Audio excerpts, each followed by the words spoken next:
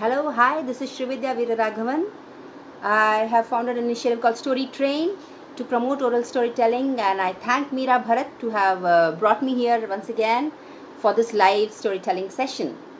So, good evening, everyone. Hope you are all safe and healthy inside your homes. So, we are live. I hope that people are able to watch my video. Okay, so this is the first time I'm coming live into a group. So yes, so I am in. Yes, I can understand that I am in. Okay, so here I am, Srividya Veeraraghavan, here presenting to you a beautiful story from the Indian mythology. And I'm sure everyone, irrespective of your age, is going to enjoy this deep stories that we're going to have today. Okay, so here we begin. In India, which is known as a treasure of stories, there are many forms of it, right? And the favorite was the one, we are like all the time, if we say India, what we talk about is mythology, the stories of God and goddesses, right? And just for information, mythology meaning, of course, there is God, there are gods, goddesses, and asuras. Right? There's always a fight between the devas and the asuras, and the god and the goddesses. They come and try to protect the good will of in all the sides of it. Yeah, so fine. So today I'm going to bring to you a story which happened in many yugas ago. In Hinduism, it is believed that there are 4 yugas. Yeah, the Satyuga, then the Tirtha Yuga, then Dwapara Yuga, and then Kali Yuga, right? So it's like many yugas ago, when Lord Shiva used to sit in that, still he sits in the abodes of Kailasha and meditating. Lord Vishnu in Vaikunta, and in the world there were devas and asuras. One day, Lord Indra was known to be the king of heavens, goes, tries to meet Lord Shiva. And on his way, he is obstructed by a yogi who is smeared with ash, his locked hairs, and he is taking a bamboo stick and is trying to, distract Indra on his way to see Shiva. Indra got really angry, and he immediately said, "How dare you kind of come in my way?" And he immediately takes his hands and he throws a thunderbolt. I must tell you, many yugas ago, all, whether it were the gods or the goddesses or anybody, had the power within them. The Pancha Bhuta, whether it is the water, it is the sky, it is the Vayu, it is the ground, whatever, had a power in themselves. So here, the Indra, he takes his hands and he tries to hit this yogi. A thunderbolt is created from his hands. As he tries to hit it, suddenly his hands get paralyzed. And then Brihaspati, the other person, the one who is coming along Indra, he looks at him and he realizes that the yogi is none but Lord Shiva himself. But before he could realize, already Lord Indra's hands were already paralyzed. He was shouting with pain, with despair, and Lord Shiva, in the form of yogi, turned angry. He stopped the thunderbolt with his hands. He crushed it and threw it away. His eyes were full of redness, furious, so furious. And those who are familiar with Indian mythology, they know how angry Lord Shiva can become, right? So his eyes were so furious that his third eye was opened. And the third eye fumed fire to kill Indra. And so much so that Brihaspati went onto the feet of the yogi, Lord Shiva, and he's like, he pleaded to him, please forgive his ignorance. And Shiva is known also as Bholenath. A Bholenath meaning a sense of innocence. Anybody who worships Lord Shiva with true devotion, Shiva blesses. He doesn't see whether you are a deva or asura, whether you are good or bad. He just wishes for your prayers. So hence, when Brihaspati was pleading under his feet, he immediately felt okay. And the fire which was coming out of his forehead, he took it in his hands and threw it away. When he threw it away, it fell on to the oceans. The ocean, the mother of goddess Lakshmi, right? And as the fire just dropped onto the ocean, there came a baby just out of this fire when it touched the ocean. And the baby was in the form of Asura. The baby, as goddess Lakshmi was born under the ocean, you know that. So goddess Lakshmi wanted this baby to be his brother, her brother. Okay, so this baby grew up as a very strong child. The baby was named Jaladhara. Jaladhara. Now Jaladhara is the main character of the story that I'm actually going to tell. Till now, whatever I was telling is just setting the screen, setting the stage. The real story comes only now. Okay, so Jaladhara is born. He is a very strongest Asura, and is so powerful that for his play during his childhood, he would take up the air and fly over the oceans. He can do anything what he wanted. Devas and every other being in this world were terrified by his all atrocities. So much so that he just got everybody under his control. And also those who are aware about Indian mythology. When Asuras get on the heads of Devas, whom do they go for rescue? Any idea whom do they go for rescue? Whom do usually the Devas go into? The gods, right? And especially Lord Vishnu. Okay, so there the Devas rush to Lord Vishnu saying, Bhagwan, please save us from this demon, this Asura. And Lord Vishnu gets up, and inside his vision, he knows that Jaladhara is none other than the formation of Lord Shiva himself. It's come from his third eye. So, and also he knew that Jaladhara cannot be defeated, cannot be made dead by anyone except Lord Shiva himself.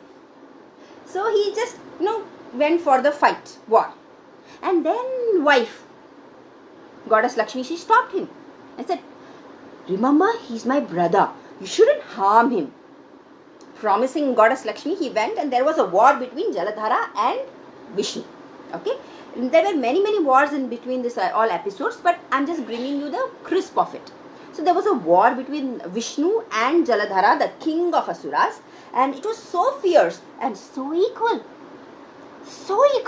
that Vishnu finally was so impressed by Jaladhara's the power of fighting, that he blessed him with a boon.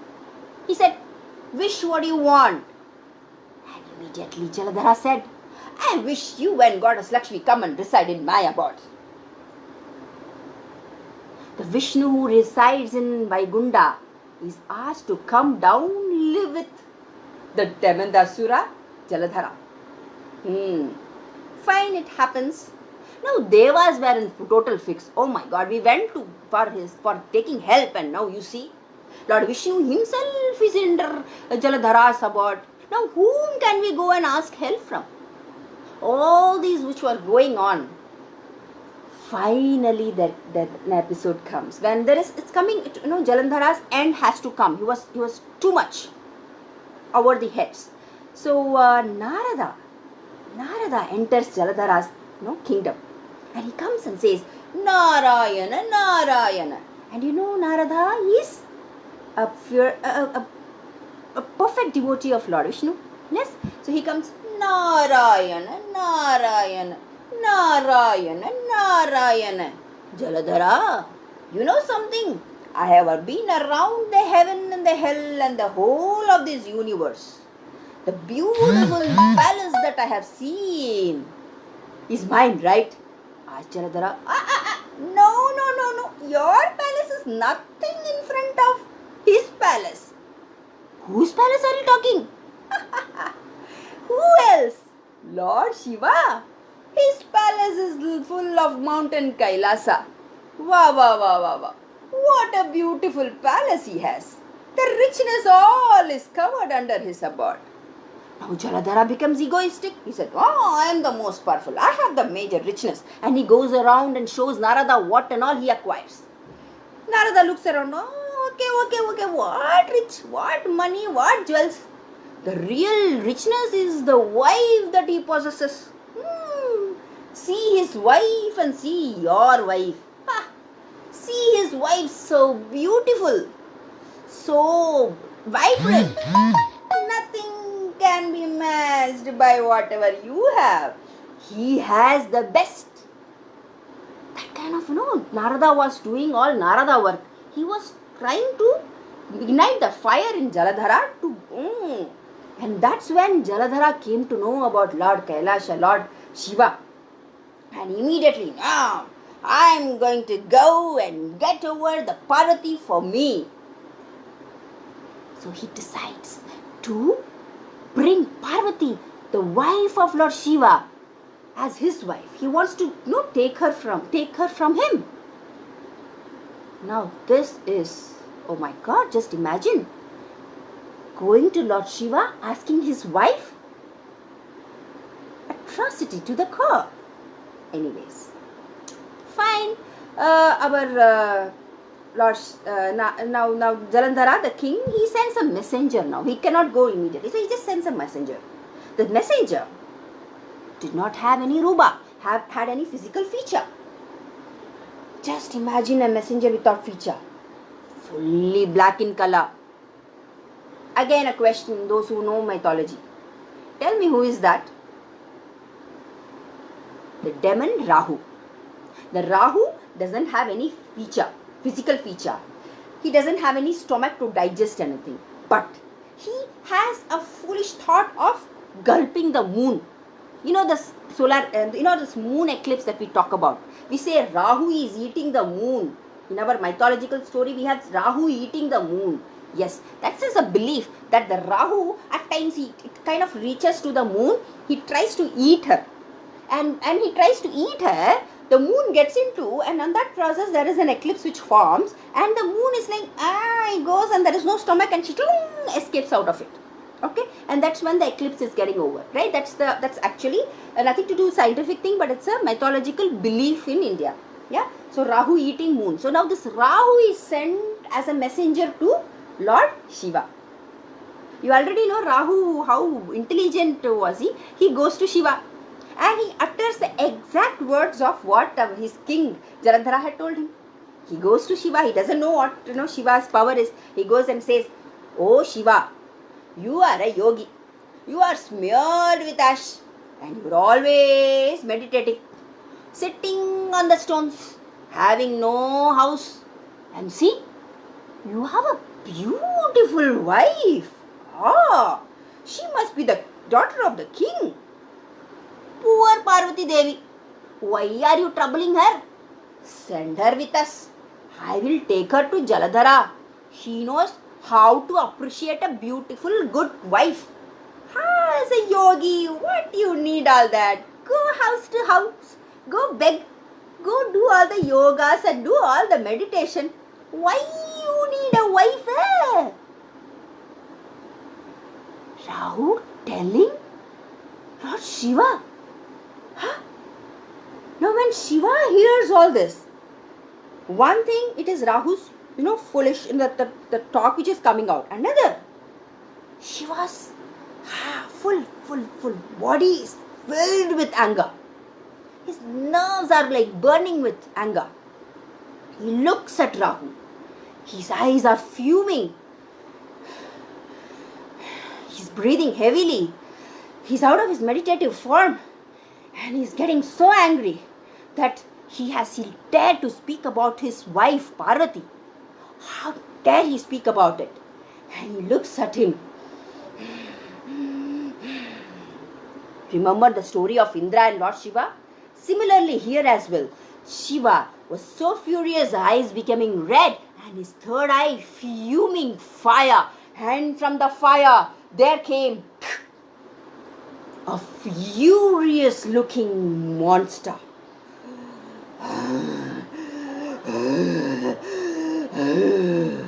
A monster, somewhat looking like a lion, but when somebody gets angry, how do I say? Oh, you're looking like, really monstrous. You're not looking beautiful, right? So this monstrous figure is coming out. A green color monster, red eyes, teeth, big teeth falling out of the mouth, the cheeks falling like this, all the wrinkles, red deep eyes without any eyebrows, and then looks around, has a very darkish hair, falls straight like a nails, and then has got a very furious and a very gigantic body with a long tail. And he goes around, and then, understanding the anger of Shiva, he looks around. To whom? Yes, to the Rahu, who is standing, thinking that he can take out Parvati from there. With his thinking, now that comes the monster. He looks around Rahu and says, I want to eat you. I'm hungry. And he falls over to Rahu. Now when he falls over Rahu, Rahu realizes, oops, something powerful is touching me. Oops, I must escape. And realizing, Rahu starts running all over, and all the 7 worlds he runs around, and the monster behind. Parallelly, now Lord Shiva knows who is the cause. He knows that it is Jalandhara. He goes on again, tries to fight against Jalandhara. That is a different episode. I will tell you in any other episodes, any other sessions that is possible. But for now, let's work on this monster story. So the monster is running behind Rahu. All the, you guys, all the worlds that they are roaring, and Rahu is becoming tired. He has no place to go. He tries to hide here, and there comes the monster. He tries to go hide somewhere. There comes the monster. Monster is aware where the Rahu is. And the moon is smiling. Run, Rahu, run. Now it's your turn. Run. Anyway, Rahu runs around. Finally, he has no place to escape but under the shelter of Lord Shiva himself. He goes behind and hides behind Lord Shiva and says, oh, please forgive me. Please forgive me. I am sorry, I did wrong, please. And as he pleads to Lord Shiva, Shiva being Bholenath, immediately tries to forgive him and looks up to the monster and demands, stop. No need to eat Rahu. But the monster,